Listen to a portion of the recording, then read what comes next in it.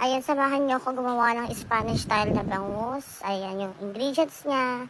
Garlic, syempre, bay leaf, and carrot. Ayan, naglagay din tayo ng pickles at ng green olives. Ayan. Tapos, maglagay tayo ng whole peppercorn and then, syempre, yung ating bangus. 2 buo yung bangus na binili ko, guys. Para madami, ayan. May asin na yan, pero mamaya magdadagdag tayo.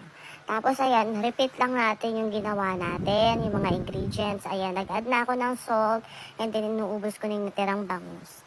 Ayan, and yung natirang mga ingredients niya pa.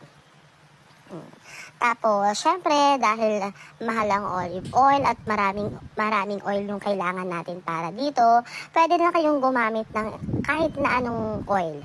So, ako yung ginamit ko. Ayan, naglagay din pala ako ng oyster sauce at ng sili. Mga 5 pirasong sili. Ayan, nagdagdag ulit ako ng salt.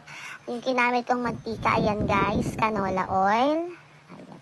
Naglagay din ako ng 1.5 na water. Tapos pakukuluin na natin yan. Pressure cooker guys. Pag nag-whistle na yan, pwede na nating hinaan. Then dun tayo mag-start ng timer. Mga 1.5 hour ko siyang pinakuluan after mag-whistle. At guys, sobrang sarap niya.